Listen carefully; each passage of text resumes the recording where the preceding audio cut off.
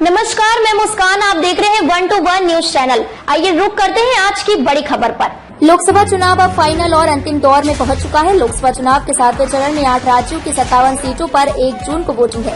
इस फेज में 904 उम्मीदवारों की किस्मत दांव पर लगी है। प्रधानमंत्री नरेंद्र मोदी की वाराणसी सीट पर परीक्षा होनी है। इसके अलावा पश्चिम बंगाल में ममता बनर्जी के सियासी वारिस माने जाने वाले अभिषेक बनर्जी की डायमंड हार्बर और लालू प्रसाद यादव की बेटी मीसा भारती की पाटलिपुत्र सीट पर इम्तिहान होगा। लोकसभा चुनाव के 7वें व अंतिम चरण में 57 सीटों पर चुनाव है। इसमें बिहार, चंडीगढ़, पंजाब, हिमाचल प्रदेश, झारखंड, ओडिशा, उत्तर प्रदेश और पश्चिम बंगाल की सीटों पर चुनाव होगा। उत्तर प्रदेश की 13 सीटों पर 144 प्रत्याशी मैदान में है।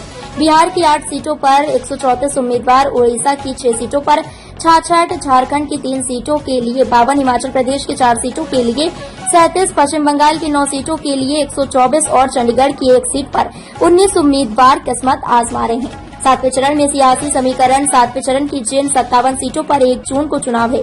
2019 में उन सीटों पर बीजेपी का प्रदर्शन काफी अच्छा रहा था। पिछले चुनाव में इन 57 सीटों में से बीजेपी ने 25 सीटें जीती थी, तो कांग्रेस को सिर्फ 8 सीटों से संतोष करना पड़ा था। इसके अलावा जेडीयू को 3 सीटें मिली थी, तो अपना दल शिरोमणि अकाली दल 2 सीटें, आम आदमी पार्टी 1, बीजेडी 2, जेएमएम 1 सीट और टीएमसी 9 सीटें जीतने में सफल रही थी। बीजेपी नेतृत्व वाला एनडीए 32 सीटें जीतने में कामयाब रहा, जबकि यूपीए को 9 सीटें ही मिली और अन्य दलों को 14 सीटें मिली थी। 2019 से 2024 का चुनाव पूरी तरह से बदला हुआ है। 27 साल से पंजाब में बीजेपी के साथ मिलकर चुनाव लड़ने वाली अकाली दल इस बार अलग होकर चुनाव लड़ रही है। इतना ही नहीं, पंजाब में कांग्रेस और आम आदमी पार्टी भी अलग अलग चुनावी मैदान में। पंजाब की सत्ता में आम आदमी पार्टी, जिसके चलते उसे इस बार अपनी सीटें बढ़ने की उम्मीद दिख रही है। इसी तरह हिमाचल की सत्ता में इस बार कांग्रेस काबिज है, जिसके चलते बीजेपी के लिए क्लीन स्वीप करना आसान नहीं है। बिहार से लेकर यूपी तक में सियासी समीकरण बदले हुए हैं, तो बंगाल में ममता बनर्जी को अपनी सीटें बचाए रखने की चुनौती है।